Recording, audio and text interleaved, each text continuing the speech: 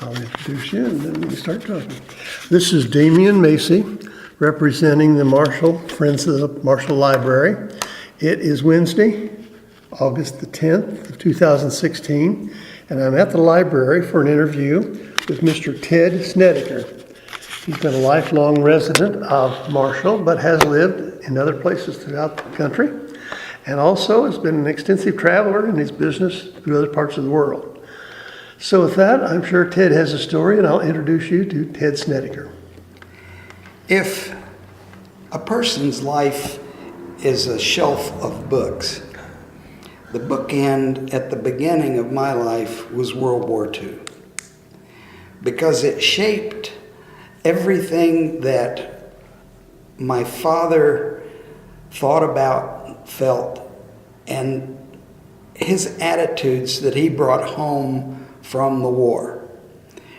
I remember the war specifically because it was such a part of our life.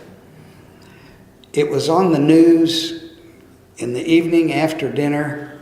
Grandpa and Grandma would listen to the radio, and Gabriel Heater would come on the radio with his stories of the front.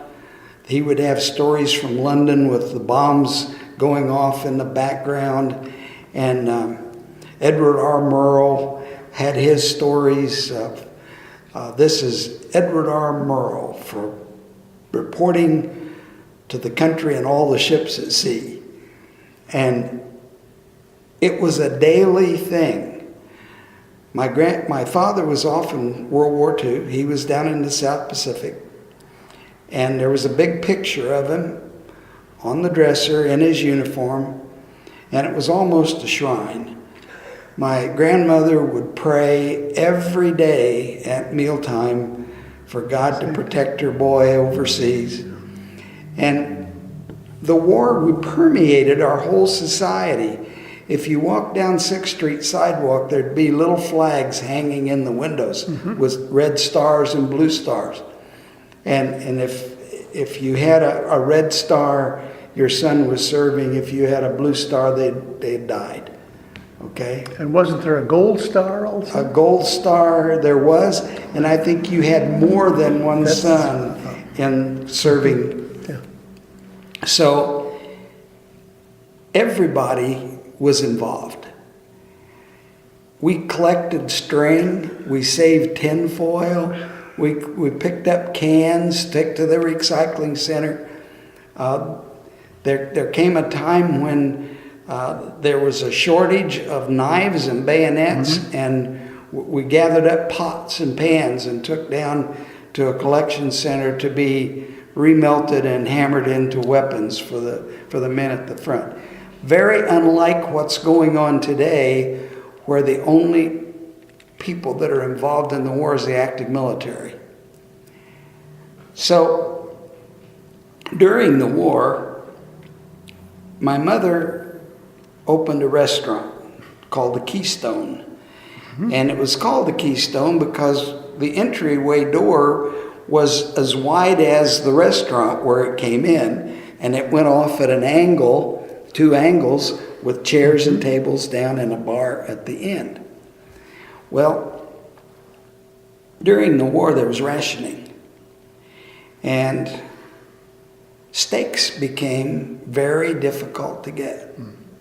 It did not slow my mother down a bit. She had a farmer friend, Alfie Jacks, and he would sell her black market beef, and she had steaks every day at her restaurant, and she had people come from 50 miles around because she was a gourmet cook, and anything you wanted was still available. Ted, was that a restaurant before she went in there, or what was in that business? It was a restaurant. She bought it. Okay. She got a loan on the house, on Grandpa's house, and borrowed enough money to go start the restaurant. And she kept us. I mean, the only money we had, they lost Dad's pay records in 42, and for a year we didn't get any money. So the only money coming in was from Mom's restaurant. So as a result, she was always gone, and my grandparents raised me. I slept between my grandpa and my grandma until my grandma died. So the war was such a tangible part of all of our lives. And then after the war, when the men came home, Dad started a business building houses for the returning soldiers and sailors and Marines. And in front of my grandpa and grandma's house down on North 9th Street was a big open ground where the circus played when the circus came to town. And Dad bought that entire circus ground, and he sold half of it to Percy Stanfield. They built a street down between the two, and Percy built prefabricated homes on the north side, and Dad built stick-built homes down the other side. And the way he would do it is he would start a house and get it almost finished. Then he'd sell the one that we were living in, and we'd move into the unfinished house. Then he would start another house down the block. And so I grew up very much familiar with rock lath and construction dust. Okay. Ted, do you remember during those years, the blackouts? Oh yeah, absolutely. That was something that someone today really is, even older people are not aware of. Yeah, right. That one thing that I remember so vividly was we didn't have streetlights.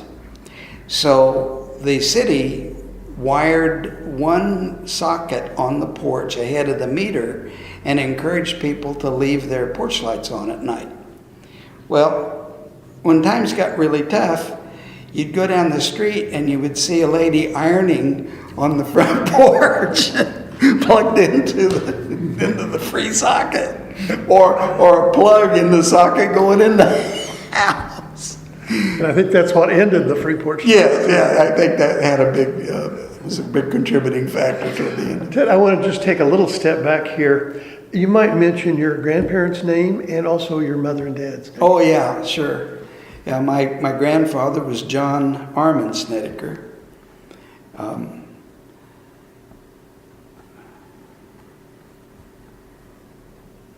My grandmother's name was Ellie. Ellie. And I think it's Ellie Marie. Okay, but I'm not 100% sure. I know it's Ellie, but I don't, the middle name I think was Ellie Marie, but she was Nana to me, right?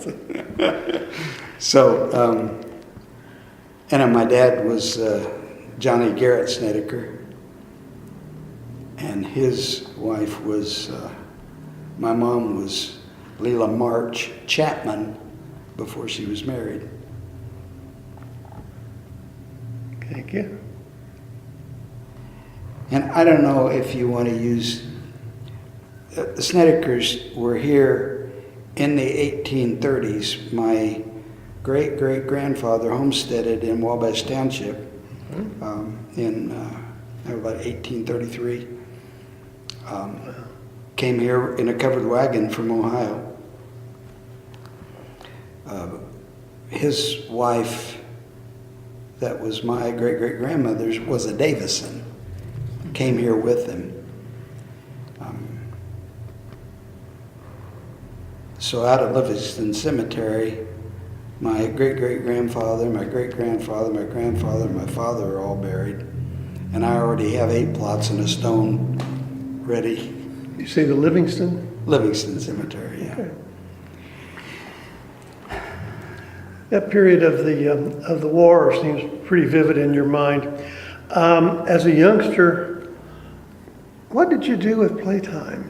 You had some brothers and all, and I'm sure you did some things, but were there some particular pastimes that you remember?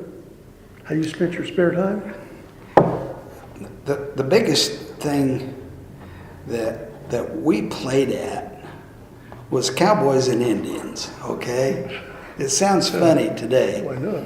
But I had a couple of cap guns that Dad had bought for me when he was in San Francisco. And they were very realistic for the time. They had cylinders that turned and hammers that came back and actually fired caps, single caps. They had these, just put a single cap in and fire. And I was so proud of those, and had holsters that they went in, you know. And I remember going in to my mom and telling her, Mom, I need a new pair of jeans because my jeans have holes in the knees, and I can't be a cowboy with holes in my knees, in my jeans. And she said, oh, you just pretend that you've been out crawling around in the rocks and more holes in your jeans. Do you remember the westerns that were always yeah, on Friday yeah. and Saturday night Yep. at the Strand Theater? We seldom got to go to a night show, but once when Kenny came to live with us, we'd go to the Saturday matinees. And I remember they were 9 cents, okay, to go to the matinee. And then every Saturday you would have a serial that played. And at the end of this serial, the hero, it was maybe 15 minutes or so. Mm-hmm. And at the end of this, each week, the hero would be in some terrible situation that you knew he couldn't get out of this time. That he's fallen off a cliff, or he fell down into this tunnel, or whatever. And the next week, miraculously, he was still there. Rescued. It was bad. With that type of movie and all, it seemed like that kind of set the image for a lot of youth. Yes. They remember Roy Rogers and Yep. Gene Autry and Dale Evans and all of that. Well, not only did you see him in the movies, you heard him on the radio. Sure. Gene Autry had a radio show, and the Singing Cowboys. Mm-hmm. Yeah, it was a totally unrealistic view of the West, but it was the view that we had. The Indians were the villains, always, you know, it was cowboys and Indians. Cowboys were the heroes, white-headed. And the villains always wore a black hat, you know. So, that was kind of the way that... I remember, too, by the time I started going to the matinees was the 50s, and Korean War was going on.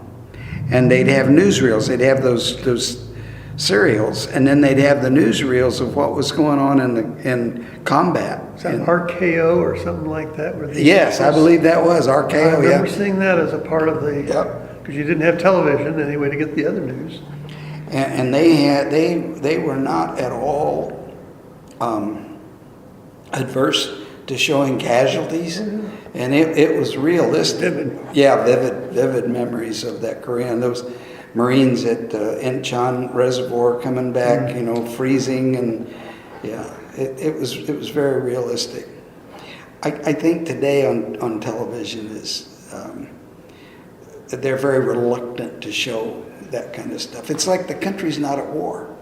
Our military is at war, but the country isn't. And it's like they don't want to damage your senses or something. Yeah. Ted, where did you go to school? Where did you Northside. Northside. I went to Northside School for walked to school every day and ate lunch at home.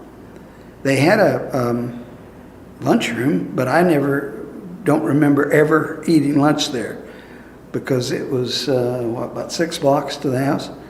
And Mom fixed lunch every day for Dad and all the rest of the boys.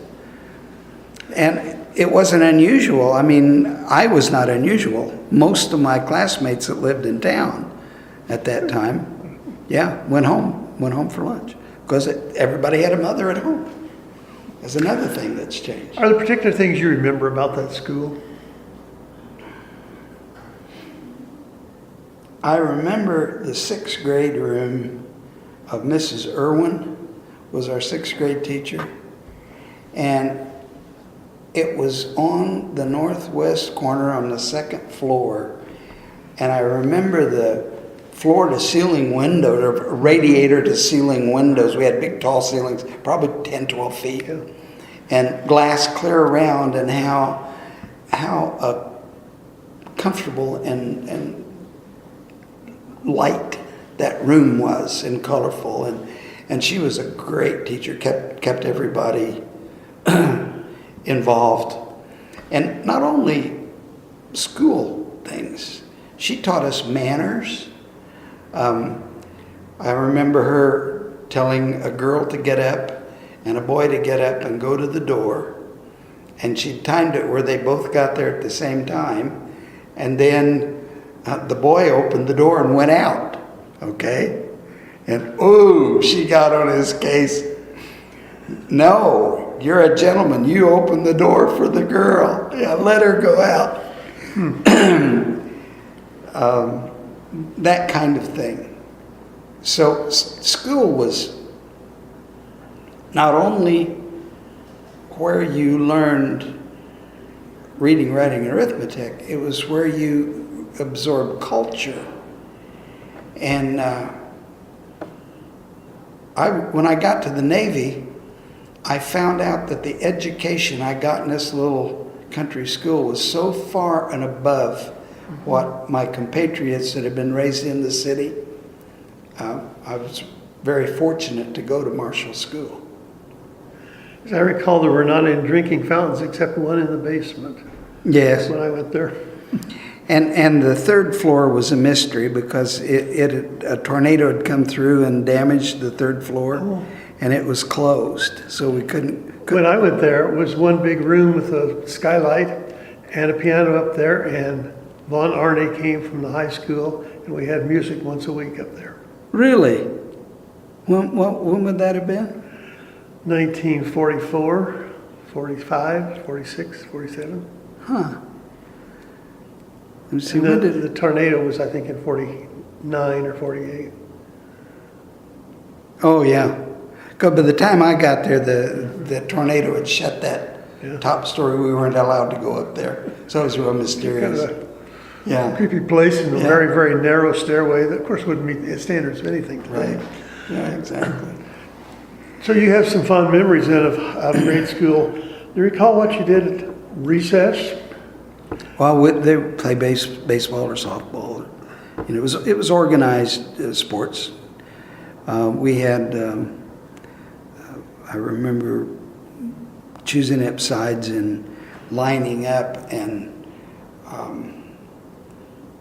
Red Rovers and Johnny Right Over, and you'd run over and try to get through the line. That was one of the things, but mostly it was softball, baseball and softball. There wasn't much on the playground as far as equipment. No, but there was a diamond, you know, so that you go out and play ball. Some gravel for the surface too, or for cinders. Yeah.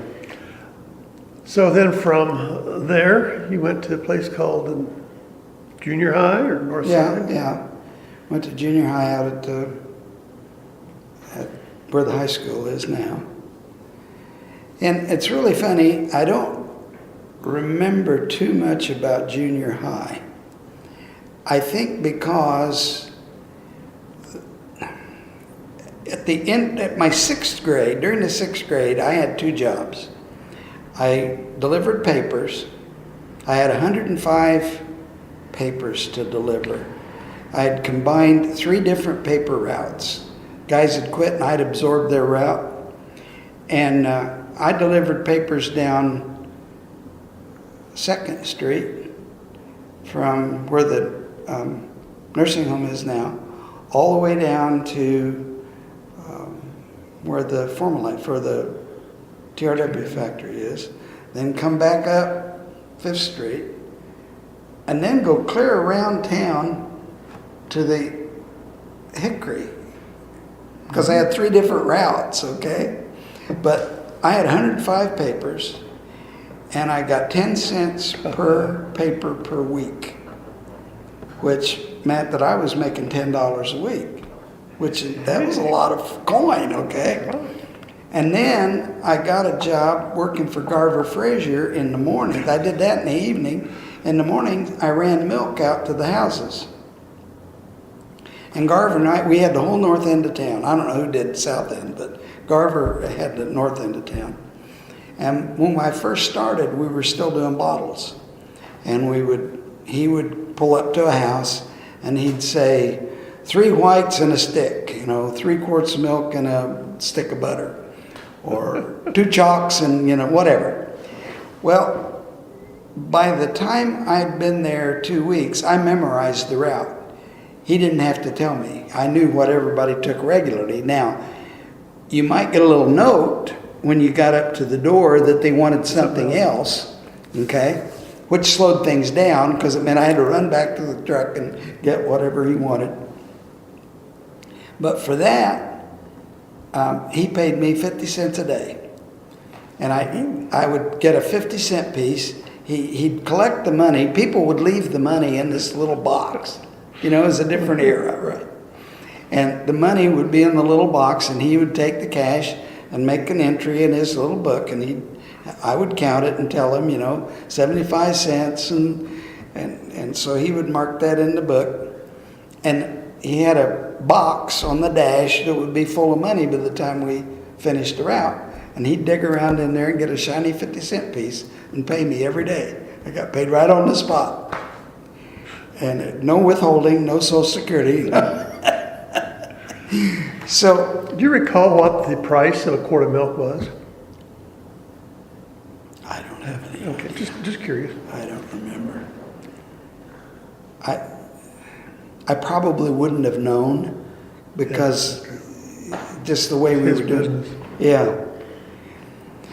So Dad had built houses down the block, and we came to the last vacant lot, and he built that house. We moved into it, and I came home for supper after my paper route. We're all gathered around the table. Dad says, we're moving to the country. And, well, I'm moving to the country. What is this? So he loads us all up in the pickup. We didn't have a car. We had a pickup and a motorcycle. Okay. So we go out west of town, down the big hill, up to the top where the marathon sign sat up on Old 40 on the brick road. Okay, this is prior to the new 40 being built. Turn left into this brush pile. Okay, and it was 28 acres of brush and an old house and a couple of old barns and a trailer where Steve Schultz's parents lived, and Steve Schultz's dad was a CAT scanner on the new 40 project where they were building the new 40. They were still over around Terre Haute coming west. They hadn't got out there yet. So my 7th and 8th grade years, I was introduced to the farm. So Dad attacked that 28 acres, just like it was building a new house. He put concrete corner posts, got creosote fence posts, and we put woven wire and 2 strands of barb around the entire periphery of the farm, cleared all of the brush out, built 2 ponds, 2 lakes out there, and bought cattle. We had cattle, we had pigs. He bought 200 chicks, right? And we had chickens running everywhere. So he put Kenny to work milking the cows. Well, that lasted for about 2 weeks. And one day, I said, well, I'll go help you milk. Because Kenny, he was 5 years older, and I followed him around like a little puppy. So oh yeah, great, why don't you do that? So we went out, and he said, now here's how you do it. He showed me how to milk, and So at supper that night, he informed everybody that Ted knows how to milk now. I'm done with it. And for the rest of my junior high and high school, I milked cows. I had the total responsibility of not only milking them, but cleaning up after them, When one of the heifers would have trouble having a calf, I'd have to get the fence stretcher out and help her, deliver the calves and get the warblers out of their backs. The cows were my responsibility until I graduated from high school. Did you have any of them you had to use kickers on? No, didn't. Our cattle were really well behaved and didn't have a problem. We had a brown Swiss that was the herd leader, and we had a Jersey and a Guernsey. And the Guernsey would give almost 5 gallons of milk at a milking. And the other two would give about 2.5, 3. But the Jersey and the brown Swiss would have that much cream on top of the bucket. Did that milk go to the Kraft cheese plant No. that you had here? No, we didn't. Mom made butter, and we sold cream. But we sold cream to this down there by the co-op. There was a guy that bought cream and eggs from you'd bring it, you'd save it and take it in a little steel container. But the skim milk we fed to the pigs. So, it was a closed cycle deal, milk. Self-sufficient. Yeah. And I joined a 4-H, and I had Burton Klein was our 4-H leader. I was in the Oliver Go-Getters with Jerry and Johnny Forsyth and Floyd Kentner and her brother and in that Oliver Go-Getters. And I had pigs. I had Tamworth pigs is what I took to the fair, So what I remember most about 7th and 8th grade was the farm, because I learned it was a totally different thing for a city kid. I've been raised, in town. Was there the school bus in operation then? School bus, yeah. Yeah, there was a school When bus. that operated. Yeah. So what was your favorite, going into high school then, what was your favorite subjects? English. Really? Yeah. I was a reader. I was a voracious reader. Of course, I was in a library club for 4 years. And I think English and history, I very much liked history. I did not care for math and was not very good at it. Primarily, I think, because I was so sick, the 3rd and 4th grade, I had every known disease, mumps and chicken pox and scarlet fever, and I had them all. I missed most of the years when you would learn your sums and all of that. So I didn't really care for. I liked geometry. Mr. Hornbrook was our teacher. Yeah. And he was a great teacher. I aced geometry, but algebra, our teacher was Teddy Callis. And I think Teddy Callis was a good man, but he should never have been a teacher. He didn't like the kids, and the kids didn't like him.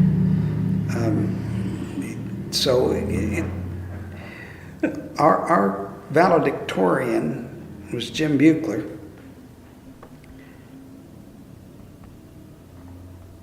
Had to take remedial algebra when he went to college. Okay. So, and he knew it better than any of our class, right? Wow. So that kind of. What, I guess maybe I'll turn that around. What was your least liked subject? Algebra. Algebra, okay. No doubt. Did you have some fond memories of the school and activities and things then? I was so busy working because I worked on the farm.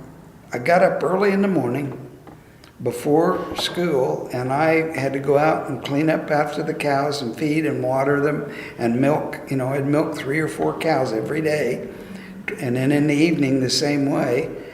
And then on the weekends, I worked on construction projects on Saturday, and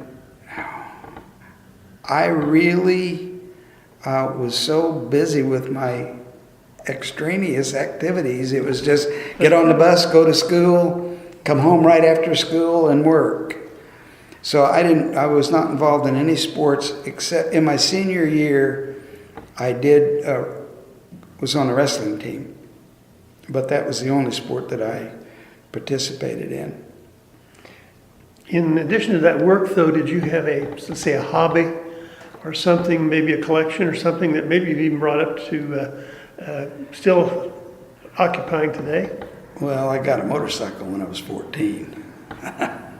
and I had motorcycles all the time I was in high school. I had a 500cc scrambler racer that I raced.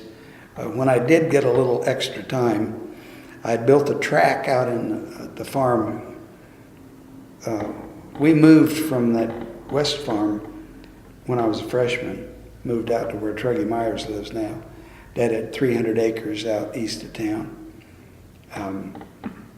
It was a coon farm. Okay.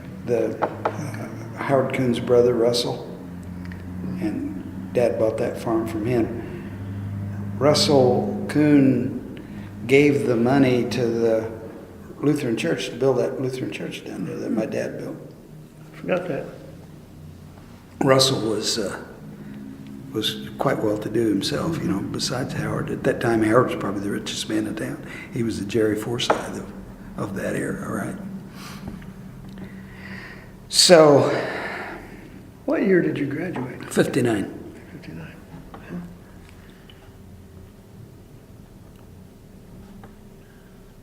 And what happened then? Well, I was trying to think.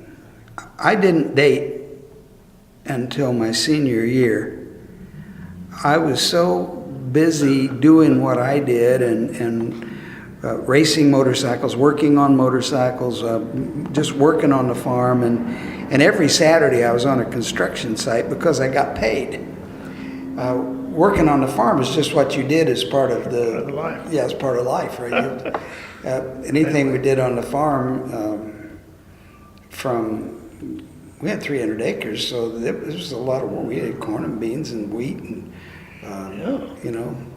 drove the tractor and plowed and disked and harrowed and planted and cultivated. And I'm sure there were some trying times, but don't you look back now and say that helped establish a good work ethic? Yeah. Oh yeah. Yeah. Of course. That was just part of it. In that era, being thought of as a hard worker was a bonus point. Today it doesn't seem to be that way, but at that time, being referred to, oh yeah, he's a hard worker, was a big thing. So I didn't have time for girls. I didn't think about it. Girls. But my senior year, I met this girl named Sandy Thompson, and actually she met me. She kind of singled me out, and so Sandy and I were steady through my senior year of high school, right up to the end.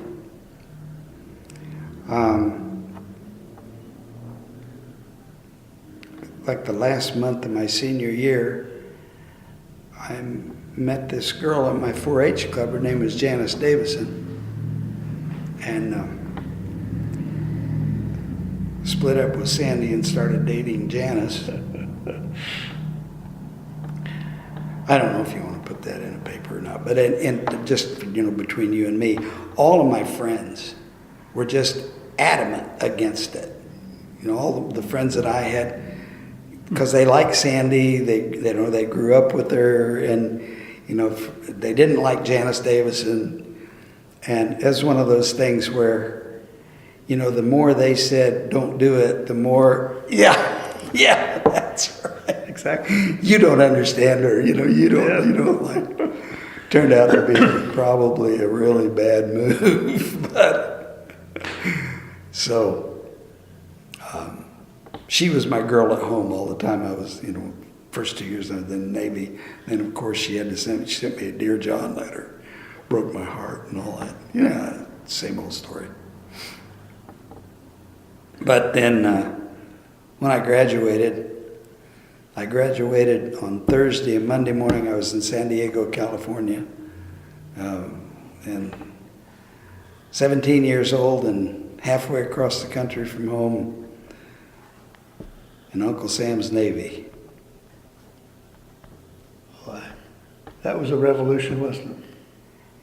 You know, I had planned on going to the Navy. We still had pictures all over the house of Dad in his uniform.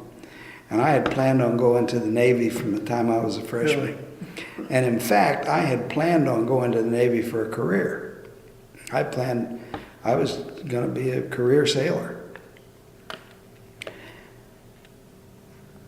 But I grew up in a very egalitarian society in Marshall, Illinois. We don't even have a country club. You know, the richest man in town was Howard Kuhn, and he drove a Jeep, all right?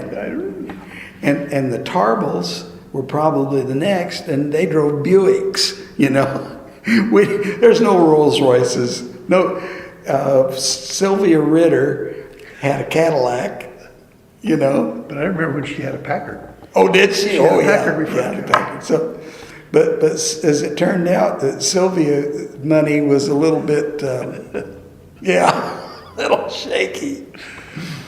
I don't know this part of the interview, just as an anecdotal story. My dad knew that there was something shady going on probably 10 or 15 years before, because he bought that corner building there where Aussie has his business, and she was going to loan him the money to build the new building, okay? So he bought the old property and tore down the old building and went to Sylvia to get the money to build a new one, and she didn't have it. So, I mean, now we know why, but at the time it was a revelation. And the same thing happened on James Jones's house. Dad went down there and got started, and Sylvia told Jim that she would get him the money to build the house, and then he could get a construction loan after it was over, or after he got it built. So Dad went down there and started clearing off, and he went to Jim and said, Jim, I need a payment. I've got payroll, and we've ordered equipment, ordered material, and need money. So Jim went to Sylvia, and she didn't have it. So Loney went to Mrs. Ralph George, who had been a Turner, okay? And Ralph George and Mrs. George loaned Jim Jones the money to build his house that they had saved and worked for out of that little 2-pump gas station down there. Now, there's some irony in that story, or no? There sure is. Oh, my. But he paid him back in a lump when his first royalty check came. He came down there and wrote him a check for the whole amount. I think it was something like $85,000, which was a lot of money in that era, Yeah. So you and your dad and all were very close to Jim Jones too. Oh yeah, Jim Jones he was part of our family during the time that Dad built his house. They became very close because they had both been in the South Pacific during the war, in the same theater, and had a lot of commonality of interest and experience. And Dad rode a motorcycle, and it just intrigued Jim, so Jim had to go get a motorcycle, and he got one just like Dad's, not Harley. And I remember he just got it. He really wasn't very attuned to how to ride it yet. So we went off on a ride, and I was riding behind my dad. Dad took off around the country, went down the country, and came that back road to Blizzard Ford, that gravel road that came to Blizzard Ford. So we come down to Blizzard Ford, and Dad stops at the edge and said, "Okay, Jones, watch me and do it just like I do it." So vroom, vroom, vroom, vroom, and he takes off and room across, we're sliding on those slippery rocks out the other side, and he turns around, says, "Okay, Jones, do it just like I did. Keep it revved up. Don't kill it." So Jones takes off very tentatively, gets right in the middle of it and kills it. Okay? And plop over it. And I remember him sitting there. There's a handlebar up out of the water, and he's sitting in the water he's got that motorcycle cap on. With a disgusted look on his face. But there were a few choice words. And Dad was rolling on laughing. He thought that was the funniest thing. So was the motorcycle damaged then? No, he killed it. So it wasn't running. It didn't suck water in. We just drug it up, and Dad got it started again. Oh, gee. Yeah. Ted, do you recall what year that house was built? Was it about 1950, 51? Because I think he used the money from the big-time results of the film and the book. His first royalty check from Here to Eternity is what he paid with paid for the house with, and it was big enough check that he took a big chunk of it and gave it to Loney for the colony. And for a couple of years there, they were running the colony. They put the pool in with that money. Dad actually built that pool. It was more of, they just went into this hollow, and Stan Wallace's dad, excuse me, Stan Wallace's dad had a dozer, and he dozed that out and cleaned it up, and Dad just went out there and put pavement wire down and poured concrete up both walls. And they had a couple of natural springs that they cut into down there, and so they just put pipes into those springs and let those springs flow in, and it ran almost all the time. Cold, because into that spring water coming in there. Cold. Oh my God. Yeah. And then they went ahead and built the barracks and those other with that money from that first book. But Jones used to come, he'd show up for meals, and he was in and out of our house just like he was family there. And I remember Mr. Turner, when he did his presentation, he was talking about Andy and how Andy and Jim were pretty close because they were drinking buddies. Of course, Dad didn't drink. He drank a little, enough, he'd have a beer, something like that. But he wasn't into it like Andy. Well, what they were talking about that night was that when he left, there was not another word to Andy. And it was the same way with my dad. They were really close, but when he left Marshall, not a letter, not a word, nothing. When he left, he put Marshall. Yeah. He met that girl. Now, if you've ever read Go to the Widowmaker, it's a book. It's a book that he wrote. Yeah. It's out there. He talks about that period of time in his life, meeting his wife. Now he sets it in a different setting. The protagonist is a playwright, not a novelist, and I've tried to read that book about 4 times, and it is so nasty. And knowing the players, and him starts talking about making love to Loney Handy, and it's a picture that I do not want in my brain. I can't get past that.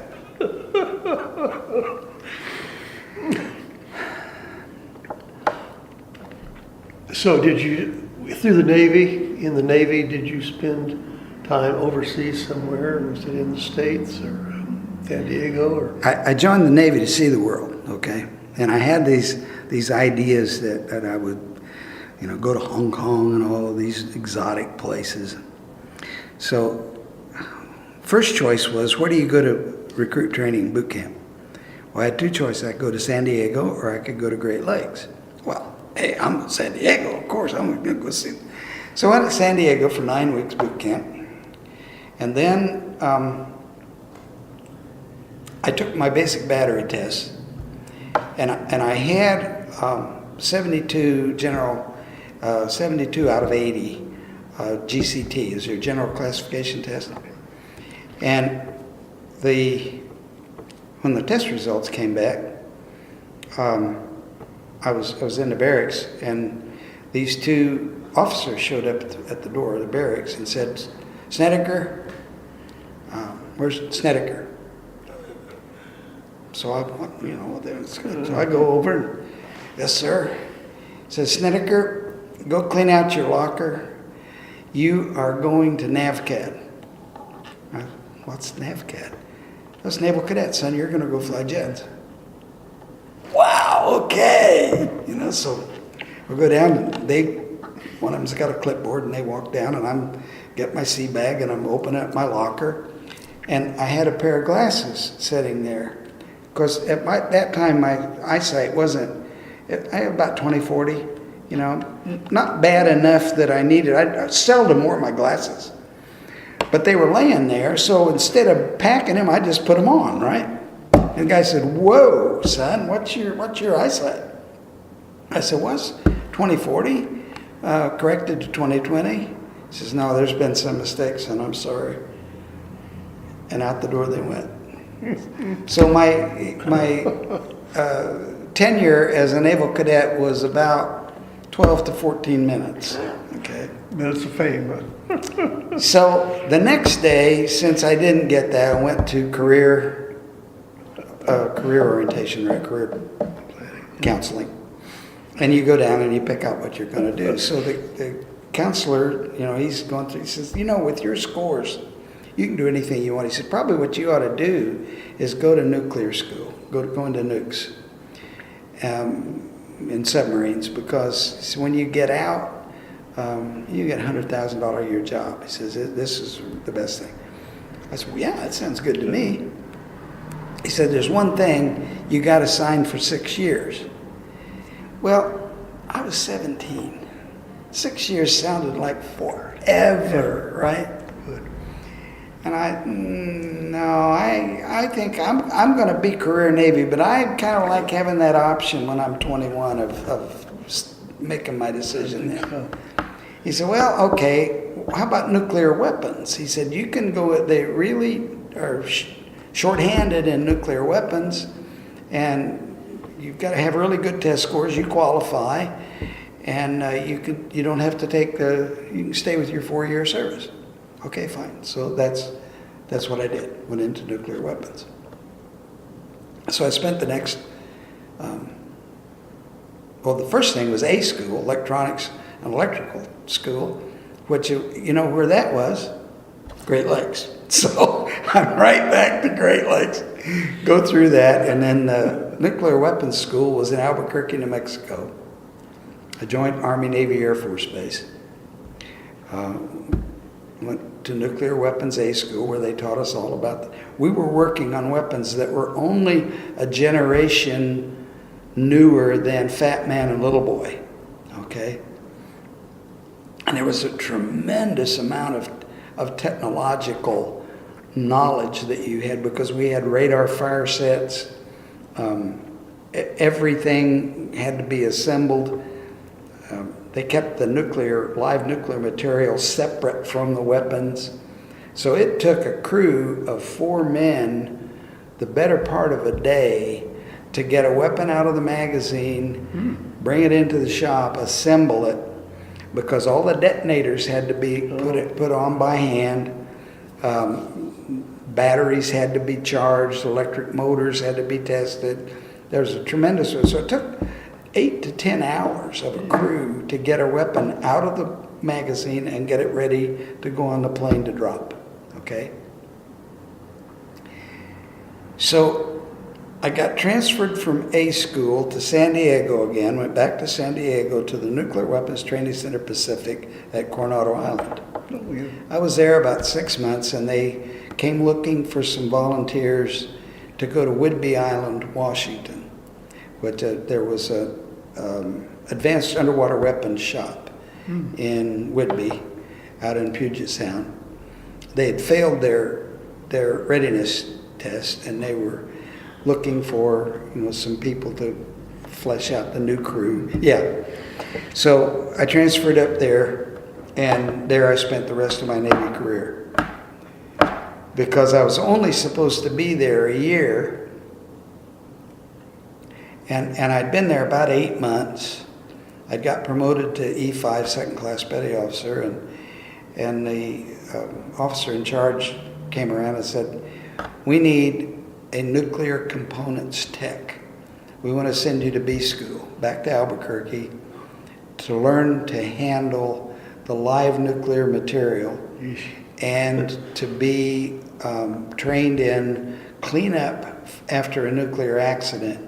Like if they dropped a weapon accidentally and that kind of stuff." So I went back to that, and I was the only enlisted person. All the rest in that class were officers. Right out of, some of them were right out of engineering school. And I just went through the other schools the Navy had off the top of my head. Man, I got into that thing, and we were talking nuclear physics. I was going to what they call stupid study every night. Catch up.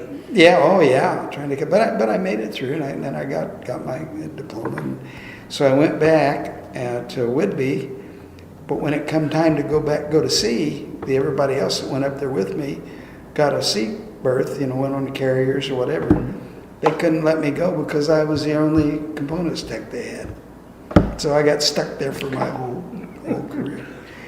Joined the Navy to see the world. I saw San Diego, Albuquerque, and Whidbey Island. Now I did go on. I stayed in the reserves after I got out, and I did go on ship on a couple of ships in the summers for 2 weeks at a time. So you were in for 4 years then? I was in 4 years, and then I stayed in the reserves until 1967, in the active reserves, going to meetings and that kind of stuff. But in 1967, I was promoted to first line supervisor and got an assignment on Guam. And I dropped out of the reserves to go that. With that then, did you come back to this little place called Marshall? I came back, after I got out of the Navy, I came back to Marshall. And I got a job working for Bob Keller as an electrician's apprentice. And I've never worked harder, longer, dirtier in any job in my life than working for Bob Keller. I thought that I knew what hard work was. I had worked shoveling gravel to a Jagger concrete mixer. But working for Bob Keller was something. He did everything. He did plumbing. Oh, yeah. He did, we insulated these old houses out in the country with an insulation machine where he blew insulation in, crawl around in those old attics up there with knob and tube wiring. And 10-hour days was his normal day. He worked 10 hours, okay? He worked 6 10s, and then sometimes, if you didn't get done what you were doing, it was 12-hour days, okay? And I don't know what he paid me, 80 cents an hour or something. It was just ridiculous. So I worked for him for 3 months. It got to be wintertime. It was before Christmas, just before Christmas. And I was working on a grain silo, vertical grain bin, right? And he was up on top of this thing, probably about 5 or 6 stories up in the air. And wiring of motors, working on these motors up at the top, and I was carrying a piece of conduit up the ladder. So I start up this ladder, and I get up, probably about as high as that screen there, maybe 10 feet, and I reach up to grab the next rung, and there was a flat piece of metal that rung was attached to. My hand hit that metal, and off the tower I go. Well, I fell in a snowbank. Knocked the breath out of me, but it didn't hurt me. Thank heavens. So I got up and I looked at myself, and we'd been working in the foundry that day, and I was just filthy, just that black foundry, because I've been crawling around in that up over the head of that foundry in that foundry dust. I took off my tools, put them on the truck, went in the back of my Buick, got a blanket out to put over the seat, got in, drove up to Mattoon, Illinois to the Employment Bureau, the Unemployment/Employment Bureau, right? So I walked in, and I still in my filthy work clothes, and told that I want a job. I want to interview somebody to get another job. So they sent me in the back, and I sat down in front of this guy's desk, and pre-computers, right? He's got papers all over his desk, got this card file. And I told him my background. You know, I had been trained in nuclear weapons, electronics, electrical. I've been working as electrician's apprentice, and I wanted a different job. And he said, well, what are you looking for? I said, okay, I've got stipulations. I want it to be clean. I said, look at me. I want it to be technical. I want it to be warm in the winter and cool in the summer. Those are my Criteria.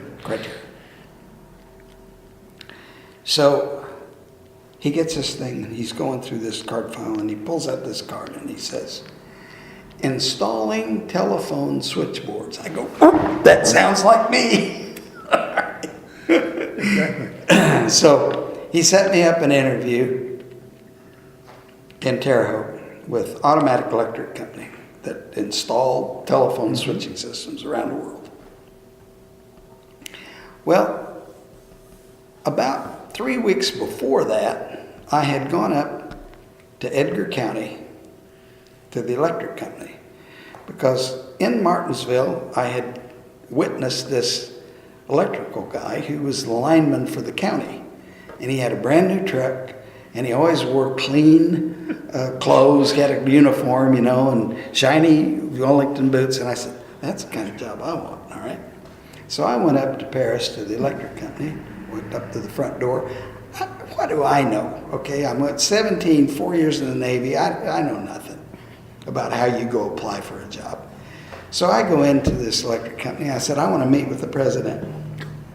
And they said, you want to meet with the president? I said, yep, I need to talk to him. Well, okay. They said, you know, we'll see. What's your name? Told me a name and everything. So he said, yeah, send him back. So, and I put on my only suit. I had a navy blue wool worsted suit that I bought up in Oregon that was made by the Wellington, not Wellington, famous wool manufacturers.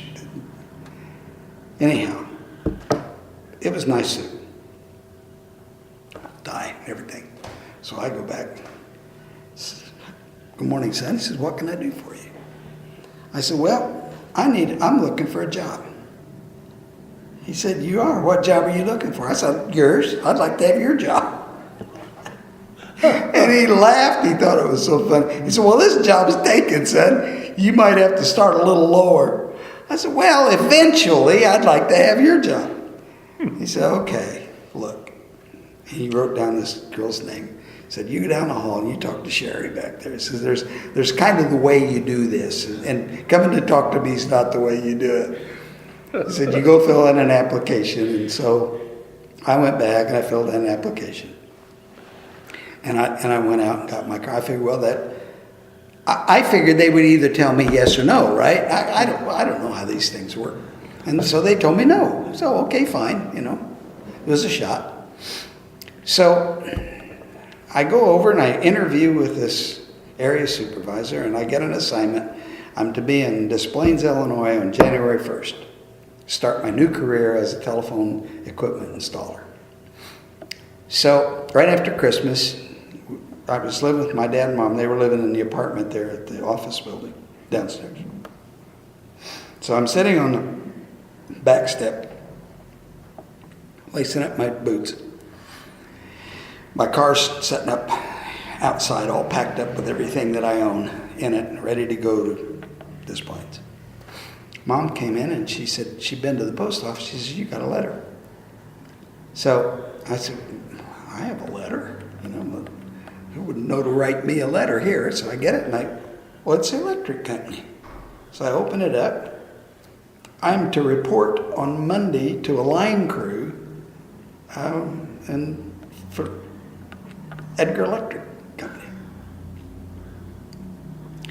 Things were different. No drug test, no physical, no, you're hired. You do a report on Monday to this line crew. Well, I'm sitting there thinking, What do I do now?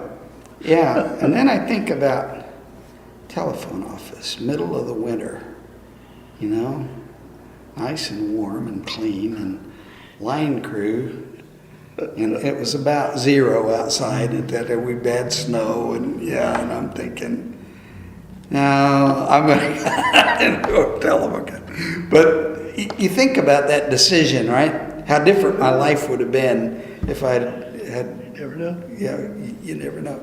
Well, I might have gotten in an accident and got killed. Who knows, right? So I went up to Des Plaines, Illinois, and went to work in the telephone industry, and never looked back. So then I came home one weekend, and I had been having a really tough time at work. I was working for this guy up in Pekin, Illinois, who did not like me. And I wasn't all that crazy about him either, because he was a liberal, all right? He was a screaming liberal Democrat, and he was the boss, and I should have just kept my mouth shut. But I'm 22 years old, 21, but 22. I was 22, I guess, by that time. Close to being 23. And I couldn't stomach it, and so I put it right back on him, and so he didn't like me, and he was giving me bad reports on my performance, which wasn't really fair, but that's life, okay? Yeah. And I came home, and I was sitting at the Dairy Queen, waiting for a girl came out, and she said, "Kay Amaker wants to know why you are so sad." And I look up, and there she is. She was home from, she went to United Airline, she was an airline hostess school, right? And was going to be a flight attendant, but she got airsick, and it washed her out of she worked for airlines for a while, but she just couldn't handle the flying. So she came back and was working for Sears in their credit department. But Jameson went on vacation, and she was managing the Dairy Queen for him while he was gone. So she just happened to be there. Well, I had asked her for a date before, and she said yes. I'll have to back up a little. When I was working in Martinsville, Freddie Wayne Woods was, his dad owned a gas station there. And Freddie Wayne was man about town, okay? Had a new car, and I don't know what he had a job. He was making pretty good money. And he and I started running around. Well, one Friday night, he and I were supposed to go to Dietrich to Blacktop, and I stopped at the gas station before I came home to get changed and cleaned up. And he says, he's all dressed up. He's in a suit and tie and everything. And I said, what's going on? He said, I can't be running around anymore. I've met this wonderful girl. She's the love of my life. I'm going to get married. But he was going steady with this redhead in Martinsville that they've been going together since they were in high school, you know. It's early high school, maybe grade school. And, but I mean, he messed around on her all the time. He and I ran around. You know. But this was a different Freddie Wayne than I had ever seen. So I asked, who is this angel, you know? Well, it turns out it's Kay Amaker. So that's how I had heard about her, right? I mean, we went to school together, but she was in a different circle, a year older than me, in different orbits that never had. So I knew who she was. Well, then I find out, after I'm working in Chicago for about 6 months, I found out that they had broken up. And so I called her up and asked her for a date. And she said, yeah, she'd come. So, okay, so I make the date, and I'm supposed to pick her up at a certain time. And I'm on my way, it's a Friday evening, I'm on my way home from Chicago. But I stop in this little roadhouse up about halfway between, you know, can't remember the little town. There's a town on 49, and it had a roadhouse there. Oh. Okay. So I stop at this little roadhouse and I get in there, and there's a bunch of guys in there, and everybody's having a good time and get involved in a shuffleboard game. And, you know, next thing I know, I don't know anything. So I stood her up. So Not a good start. Not good. Not good. I mean, I called and apologized profusely later and all of that, but she was, you know, well, evidently she was kind of intrigued. She'd never been stood up before. So she tells the girl to come out and ask me, you know, what was making me so sad. And I said, well, I'll tell you what. You tell her if she'll let me take her home, I won't be sad anymore. So the little girl goes up and they're talking, and I see them, they're both looking at me, and the little girl comes back. She's grinning. I know it's a good answer. You know, so she says, yeah, if she gets off at a certain time, you can take her home. What I found out later was she had her car there. But okay, so I take her home. So we're driving down. She said, I have one question for you. I said, okay, what is it? She said, were you married in Chicago? I said, no, not at all. I said, I had a girl in Chicago that I was very serious about, and brought her home, introduced her to my folks, but she was Catholic, and my folks drew a line in the sand and said, no, you're not marrying her. Not a different era, right? Oh, yeah. So what would happen today? You'd say, well, you know, but I was not going to marry anybody that my folks were adamantly against. So I told her, no, I wasn't married. So I said, I have a question. I got two questions for you. She says, what is it? I said, do you wear curlers in your hair when you sleep? No. Do you use Noxzema? No. Good. Because I had the girl that I was dating at the time did. She wore curlers in her hair, and I couldn't stand that Noxzema stuff. Okay. So we chat a little bit, and we talk, and we parked there in front of her house, and we visited for about probably maybe 2 hours. So I got to go in. I said, okay, but before you go in, I need to tell you something. She said, what is that? I said, we're going to get married. You're going to be my wife. And she said, you're crazy. You know, she got out of the car, but we'd made another date. And so, you know, it's a boom, boom. A couple weeks later, I was home, and I took her down, and Kenny was living, Deanne had left him, and he was living down on North 5th Street. And so I took her in to introduce her to Kenny. And I told Kenny, I said, this is my wife. this is a girl I'm going to marry. And he asks her, is that right? She says, he's crazy. Don't pay attention to him. But she was wrong. 90 days. And I met her we got together in May, and the 1st of August we got married. What year was that, Ted? 1964. Got married in that little Wesleyan church down there that my grandfather built.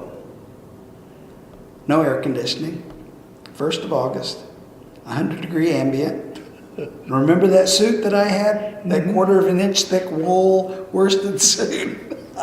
I stood up in front of that church and the water ran down my back in a stream. Oh, it was hot. It was so hot. So we went, moved to Fort Wayne. That's where I was working at the time. We went up to Fort Wayne, and we were there for we're there 3 years. That was August 64, and we were there until September of 67. Bought a house. I went to work for the telephone company, actually. Got out of automatic electric and went to work in engineering for a telephone company. And I'd been working for GTE up there for about 3 months. And I got a call from Chicago, from North Lake, from my old boss. And he said, we need you to go to Guam and run the installation of this Audubon switch that we're putting in down there. And you'd be promoted to first line supervisor and, da-da-da like that. And so I went and talked to Kay. I said, how would you like to go to Guam? And she went, fine. So I quit my job at GTE, but Automatic Electric was a GTE company, so I didn't lose any time. I just, it just went from one to the other. I still had seniority. So we went to Guam. I was there 18 months. And my brother Eric was stationed on the very base that I was going to install this switch. And what the Audubon was the automatic voice network. And it was a direct distance dialing network that the military put in separate from the civilian switching system. It was a 4-wire switch with 5 levels of security, where you had routine, priority, immediate, flash, and flash override. And depending on your rank and the power of that particular instrument, okay, if you press your flash override, that call was going to go through. It didn't matter. It would drop other calls and connect that call. So if a routine call, depending on how many circuits there were, you better talk quick, because you may not be up very long before a priority came over and knocked you over, right? But they put in switches in Guam, Japan, Okinawa, Taiwan, and the Philippines. Clark Air Base. There were five systems. So I was stationed on Guam, but I was flying back and forth to these other. Do we need to wrap this up? Or? I don't know when they close exactly here. Keep going. Oh, okay. They'll tell us, right? I hope so. Yeah. I don't think we'll be locked in. Well, I think they stay open after 5. On Thursday only, I think. Oh. Anyway. Okay. So, I was stationed on Guam, but I was going to these other sites, working on different projects. So I was there 18 months, and my brother Eric worked for me on the site. The day that I went in there, went to the Master at Arms and found out where he was. He was working nights, so he was sleeping. So I went in to his barracks and sat down on his bunk and woke him up.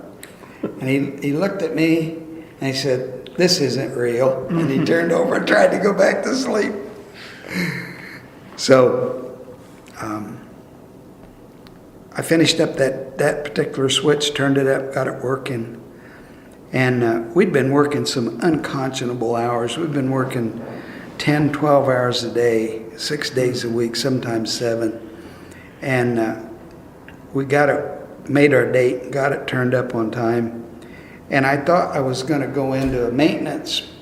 You know, they had a 6-month maintenance contract where I could work 40 hours and relax, you know.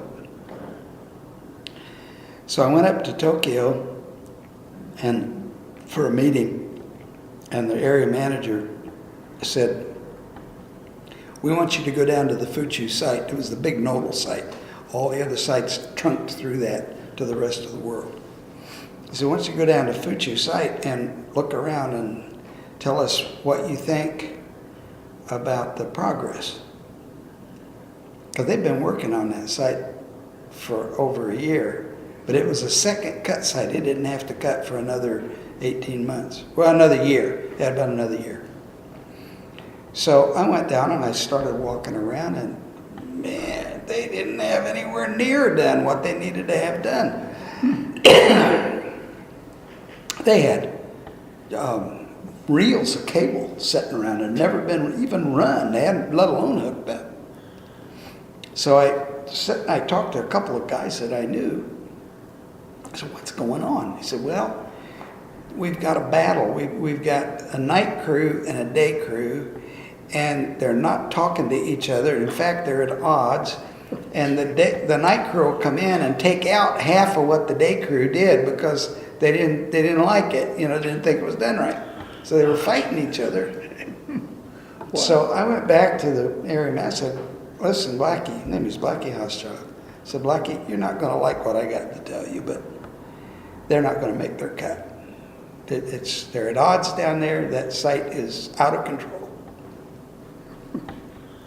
So he went into a conference with his staff, and I don't know, I went to a club or something, and I think I was at the club, and they sent somebody down to get me. He said, you need to come back up to the office." So I went back to the office, and they said, "We want you to come up here and finish this job." I said, "Wait a minute. You know, I'm going in my maintenance contract now. I've got it made down there. What do I want to come up here and get involved in this mess?" He said, "You've got to do it. You've got to save us. You've got to do." I said, "Okay, look." I thought about it. I said, "If I'm going to do it, here's what I need. I need to bring my staff. I need to bring my test engineer in charge with me. I need to bring my property man. I need to bring my installer in charge. I need my staff that I built down there over the last 18 months. I got to have my people. And I've got to have the authority to fire anybody over there that's there now. Okay, whatever you want, you've got it." I said, "Okay." So we did. I went back and told Kay, "Hey, we're going to Tokyo." And we moved up there January 1st, 1969, in the middle of the only snowstorm they'd had in 20 years. Oh, God. So we did just like that. You know, fired half of the crew and brought my own people in, and we attacked that thing, and we made the date, made the cutover date. So is this kind of the prelude then to you establishing your own business? Yeah, that was it. So, we were there a year and a half, had a year to get the site working, and then a 6-month maintenance contract, and came home. And then I went on working on engineering changes. About a year and a half, I traveled all over the world with a small team, making engineering changes to the existing switches.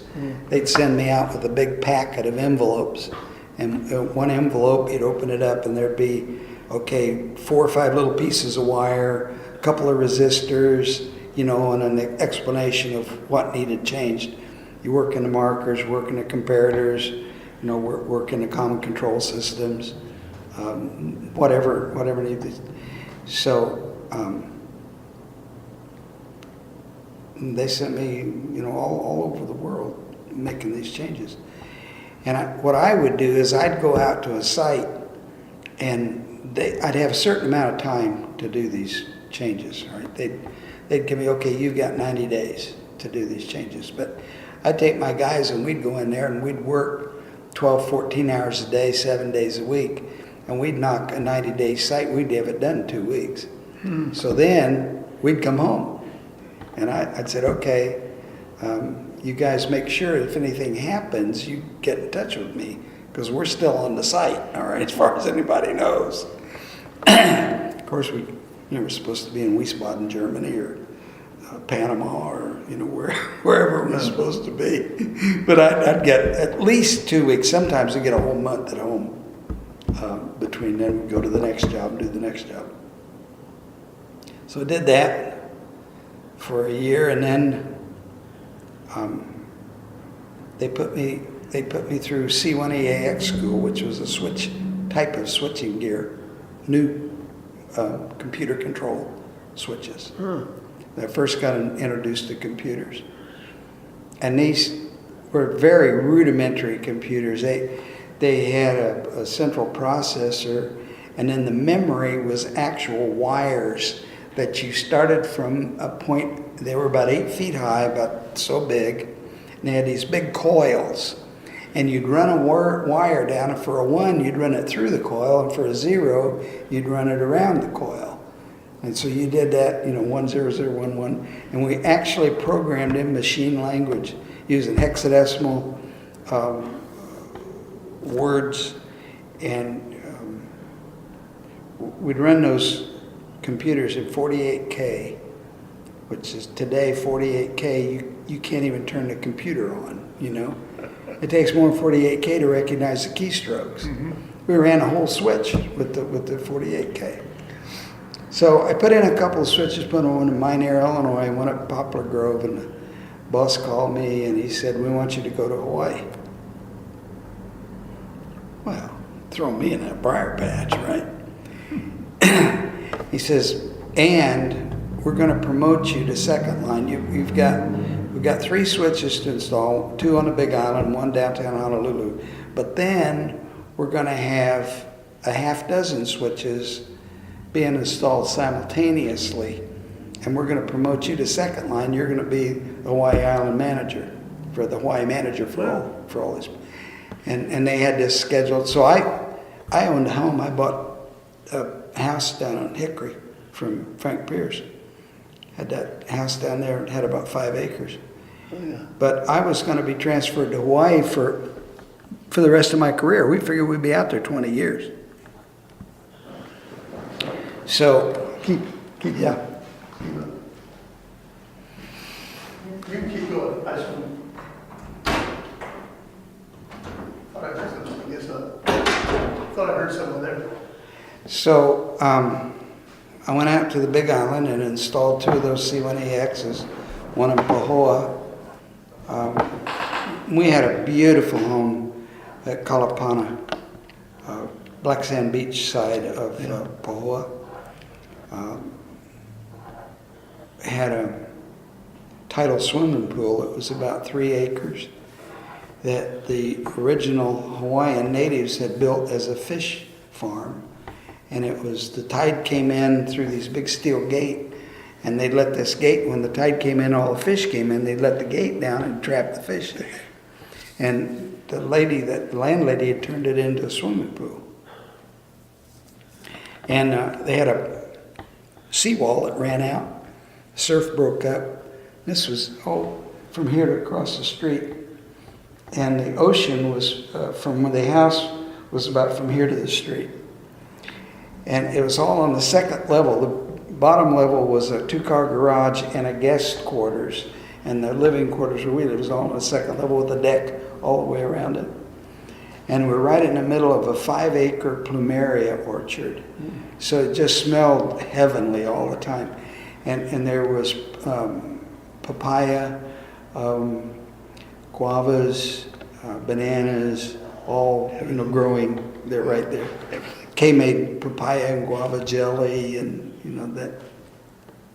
And I'd go out on the deck, and it ran up into the mountains, and there was papaya orchards in the foreground, but it went up the mountain, and there was a Hereford ranch up there. So you sit there on the deck and read, and the surf is breaking, and watch. It's the most beautiful place we've ever lived. Volcano came and took that some years later. It took out the whole community of Kalapana. So, little anecdotal story. While we were living there, I used to go down and swim in that pool at night. And it'd be a beautiful moonlit night, and go down and swim in the pool. So one night I came home from after work, and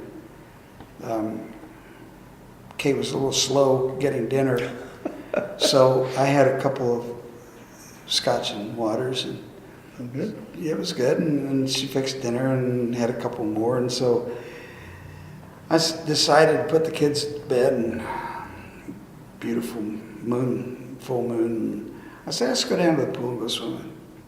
It's okay, fine.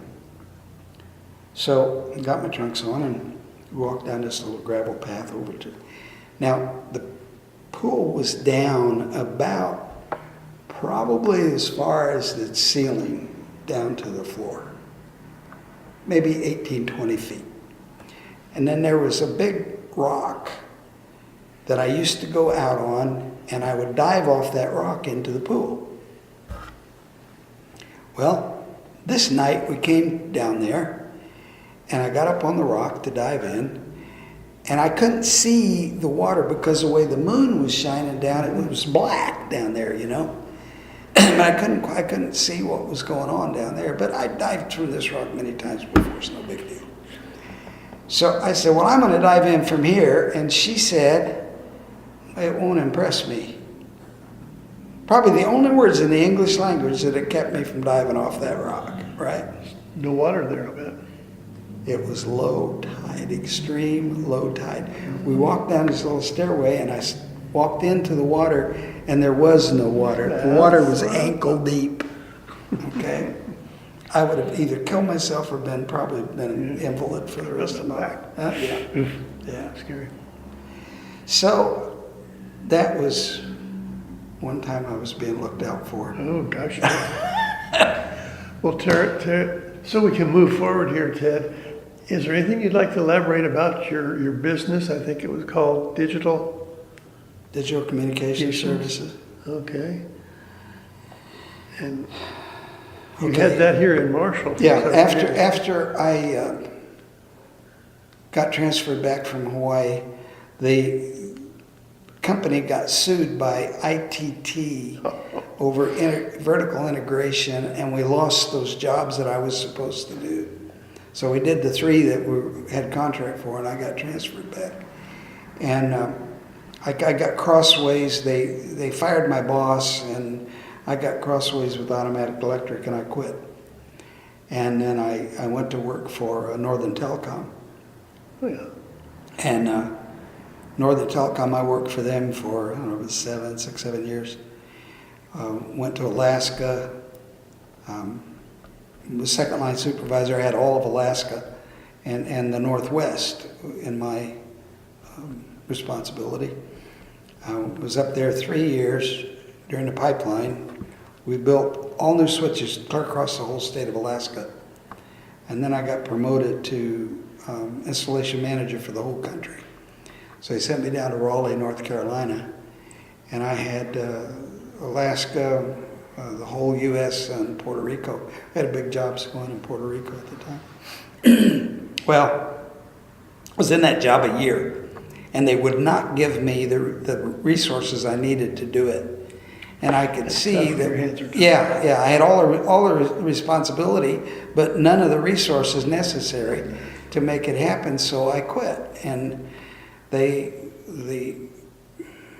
vice president of sales came in my office after, an hour after I turned in my resignation, and he said, "We don't want you to leave.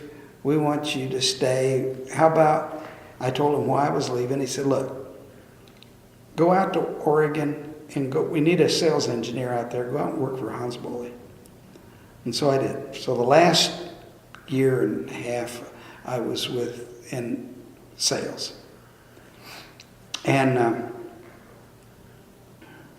I got into a situation where I loved that job. I would have paid them to do it. But I was gone from Monday morning till Friday afternoon, Friday evening sometimes, okay? And I had 2 little girls at home, and they were becoming strangers. So, and I just loved that job, but I didn't want to quit, so I ended up buying an airplane. Didn't know how to fly it, but I bought this airplane so that I could, and I found this itinerant preacher who was a certified flight instructor and just took him with me. And I learned to fly on the company's nickel. So that's how I became a pilot. And it worked. I mean, I turned day trips into, what had been overnight trips, I could spend at home. So then Dad came down, was diagnosed with terminal lymph node cancer. And I decided that I needed to come home and take care of him and do what I could do. So I came home and started building that house out there where we live now. And started my own business, doing the same thing that I'd been doing, installing telephone equipment.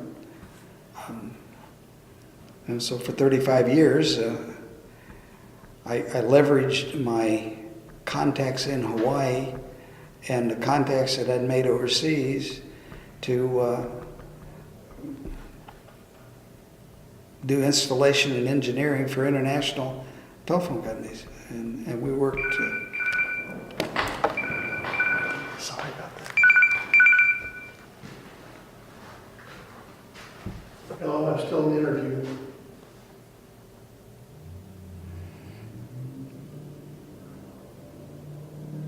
Okay, I'll call you in a minute. Mm-hmm. Sorry. Go ahead. So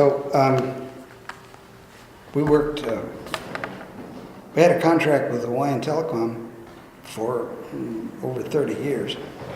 I worked on every island and in almost every office that they had. Kay and I lived out there 3 different times. We had big projects. I had a house on Maui, a house in Hawaii Kai, and a couple of condos that we lived in from off and on different times. I was in China right after Nixon opened it up. Worked in China for 3 years. I was in Venezuela for 3 years. I worked in Dominican Republic, Panama,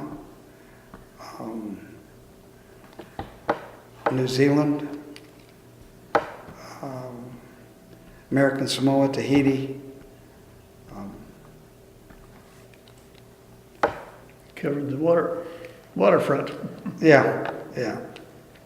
So we did a lot of international until 2014 when the industry just died around me. Actually, it started its demise in 2000 because the wireline telephone industry had grown year after year on year until year 2000. And in the year 2000, Hawaiian Telecom had right at 1 million subscribers. And we had worked the last 3 years expanding the network just gigantically because of second line for internet. People were buying second line for internet, and they just building those offices out. They took a 10,000 line office in Hilo and split it up, and we took the used equipment out of that and put it in these other offices, which made a lot of work for us. So do you consider yourself now retired? I am. Okay, but you're into another career now. Yeah, I'm writing. Writing. Yeah. So when I shut the business down in 14, I had aspersions to write from the time I'd met Jim Jones. I actually, as I told you in their meetings, that I wanted to be an author and I wanted to live the lifestyle. The writing part, I didn't care much about that. But I had written articles for the local paper. I'd written articles for Church Magazine, other magazines, off and on for 20 years. And I had been working on a novel that turned into a 4-novel series that I have not published yet. With your interest in writing, your travel all over the world, is there a world event or something that has really had an impact on you? Well, when the Twin Towers fell, I was in my bedroom coming out of the shower, and my wife was watching TV there in our bedroom, and she said, a plane has crashed into one of the Twin Towers in New York City. And we're watching that and watched the second one come around and crash into that tower. And that really affected me. I mean, that was something that I thought everything changed. Right. And I was very disappointed. I thought the next day the leadership in this country would stop all Muslim immigration. I thought that they would start action against the mosques that were teaching radicalism here in this country. I thought things, and when George Bush came out and said Islam is a religion of peace, I was just shocked. And the pastor had asked me to do a class on Islam. And I read big chunks of the Quran and a number of books on Islamic history. And I was shocked. I thought, like everybody else, that Islam is just another religion like Buddhism or, whatever. And what I discovered was that it is a political ideology masking as a religion. And that is what my books now are themed. Well, I think it's such an interesting thing that you're writing now, and I hope you have a great success in that. One question, and I ask everyone this that we interview, when you're in one of these other countries and you say, I'm from Marshall, Illinois, and they say, where's that? What would you tell them about Marshall and why they might want to visit here?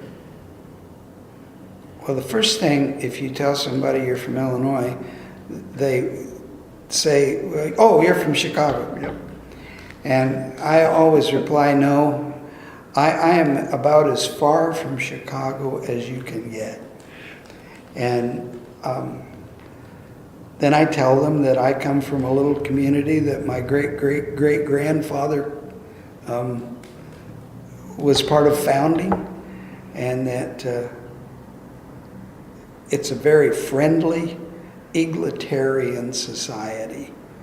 And I usually tell them about the richest man in town driving a Jeep, It's not quite true today. Jerry Forsythe drives whatever, But that's the thing that I Ted, this has been a delight. I really appreciate you taking the time out of the day. Sure. And I know Edie will want to take some of those pictures. I hope she's still here to put into the file. But we appreciate you sharing your interest with us. And you've got a fascinating career. And it's sure nice to have that as a part of Marshall history. And these interviews, as I tell people, it's not for today or tomorrow, but really somewhere out in the future, someone's going to read that and say, gee, I didn't know that about Ted. Yeah, good. So thanks again, really. Well, thank you for appreciate doing it this. so I much. think it's a really good service I to the think community.